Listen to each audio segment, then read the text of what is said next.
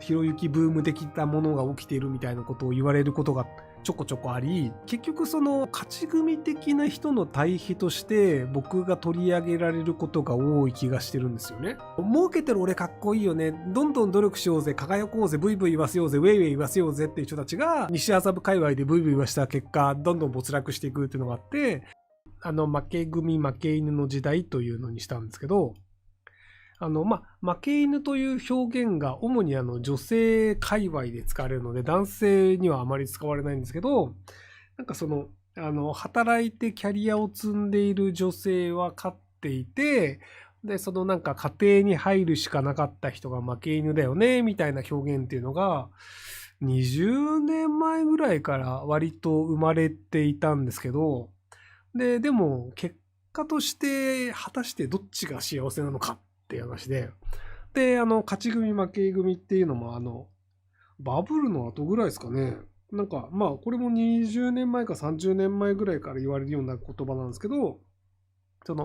経済的に勝っている人っていうのが勝ち組で、そうじゃない人が負け組だよねみたいな感じの表現っていうのが割とずっとあったんですけど、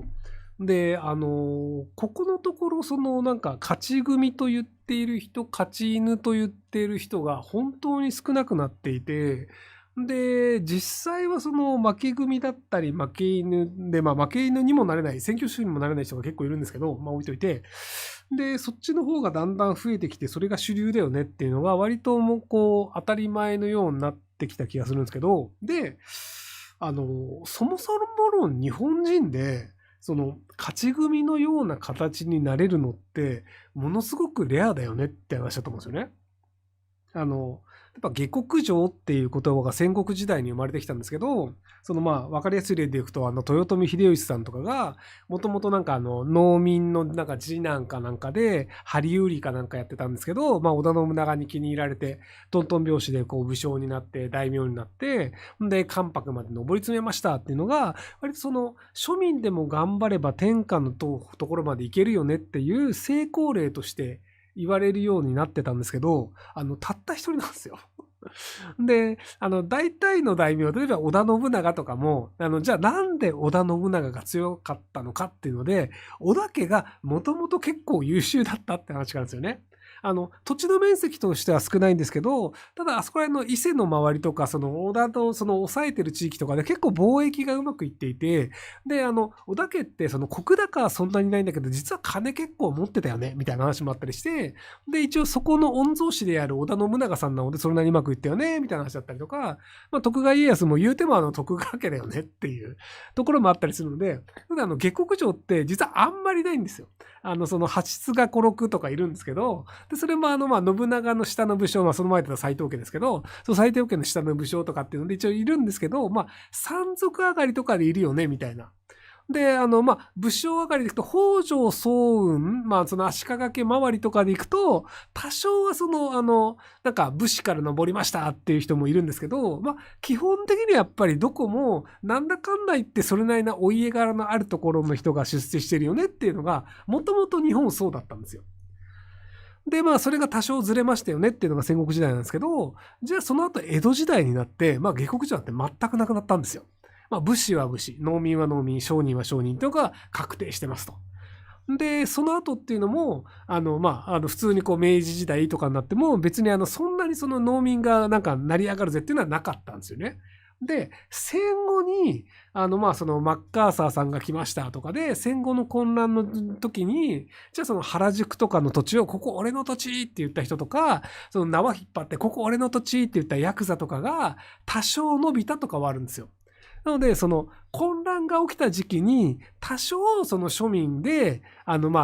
それなりのなんか幸せな経済的ポジションを取った人がいますよっていうのがいるだけで、基本的には日本の歴史って、大体、庶民は庶民のまま死ぬんですよ。新選組あるやんって書いてあるけど、新選組って別に会津藩に雇われていたただの武士なんで、別に新選組の人たちがそのまま大名になって偉くなりましたって話は全然ないので、ただの公務員ですよ、言うなれば。っていうので、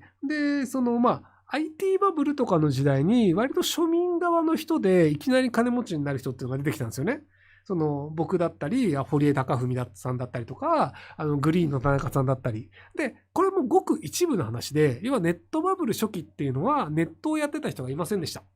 で、まともな大きな会社っていうのがネットをやりませんでした。だから、その個人でたまたまうまくいった人がいますよって言うんですけど、じゃあその今の、そのなんか2020年代とかで IT でめちゃめちゃうまくいった若者いますっていうと、そういう人もいるよねみたいな感じで、みんなが知ってるようなサービスを作った20代っていないんですよね、ほとんど。1人か2人探せばいいと思うんですけど、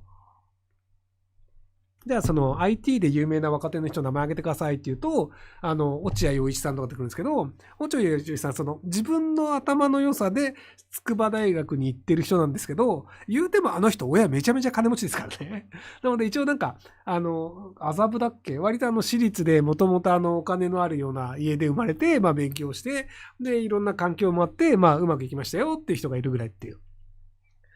与沢翼さんはっていうので、与沢翼さんが本当にうまくいってるのか僕知らないんですよね。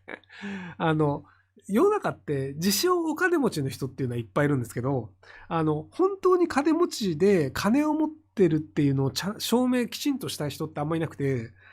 例えば青汁王子さんっていう人がいるんですけど、あの人脱税で捕まってるんですよ。いや、脱税で捕まってる金持ちは本当の金持ちなんですよ。で、J コム男と言われてる、株式投資をやってる人とかは、たまたまその J コム買った時とか、秋葉原のビルを買った時とかに、その名前が出てくるので、本当の金持ちだよねってなるんですけど、なので、その、金持ちとして名前が出たことがない人で、自称金持ちっていうのが本当に金持ちかどうかっていうのは確認のしようがないので、僕はそこら辺の人たちを基本スルーするようにしてるんですよね。で、テスタさんが金持ちかっていうと、金払いがいいので金持ちだと思ってます。はい。で、なので、その、勝ち組負け組みたいなのでいくと、実は日本人っていうのは基本的には全員負け組が多かったっていう、庶民ってそういうもんだよと。で、じゃあ負け組が不幸なのかっていうと、別にそういう話でもないよねっていう気がするんですよね。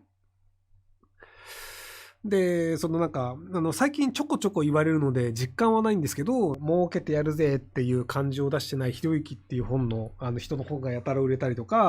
なんかその、ひろゆきブーム的なものが起きているみたいなことを言われることがちょこちょこあり、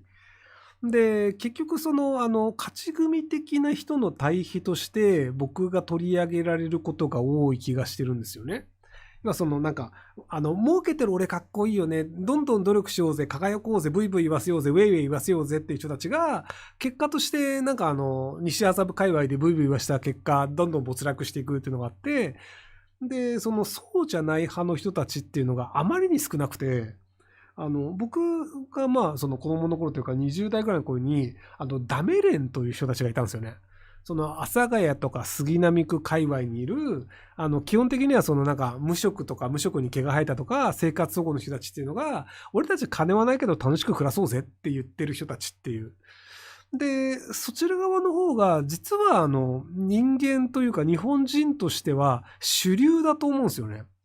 今その日本人としていくら真面目に頑張ってもめちゃめちゃ儲けることはまずないよねっていう至極当たり前の話なんですよ。なので、そのなんか一生懸命頑張って給料を上げるより、そのなんか節約して幸せに暮らした方がいいよねとか、そのなんかめちゃめちゃいいレストランでめっちゃ金使うより、なんか家で自炊して美味しく食べ物を家でね、作って食べた方がいいよねとか、卵が美味しいよねっていう派閥の人たちがあまりに人数少なすぎて、結果としてそのなんか僕的な人が取り上げられることが多すぎて、で、今のところ僕的な人で、この人多分同じタイプだなと思ってるのが、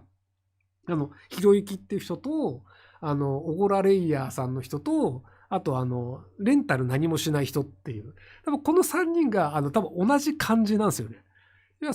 めちゃめちゃ儲けてやるぜっていうんじゃなくて、別にコストかかんなくて楽しければそれでいいじゃんっていう。で、それ周りの人から見たら、いや、おごられるのっていかがなものよ、おごる方が男だろうとか、なんか何にもしないとかじゃなくてちゃんと稼げよみたいな、なのでその周りからどう言われるかっていうのを割と気にする人たちには理解されないんですけど、別に僕は楽しく暮らしてます。私はおごられて楽しいです。ご飯美味しいです。よかったですっていう。なので自分自身がどう感じるかっていうところで生きてる人っていうのが今のところあんまり多くない。3体融合したらどうなっちゃうんだっていう無職が生まれるだけだと思うんですけど。っていうのでなんかその世の中というのが実はその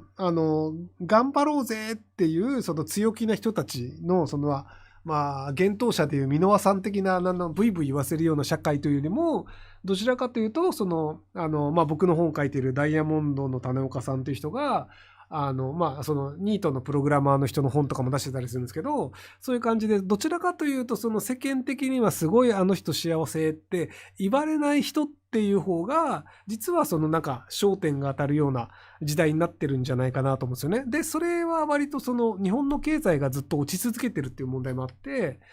でじゃあ日本の経済が今後5年後にめっちゃ良くなりますっていうのであれば、じゃあ俺たちガンガン幸せになろうぜ頑張ろうぜっていうのでもいけるとは思うんですけど、まあそうならないよねっていうのが割とみんな薄々気づいてるっていう、そういう状況なんじゃないかなというのを酔っ払いながら思ったので喋りました。はい。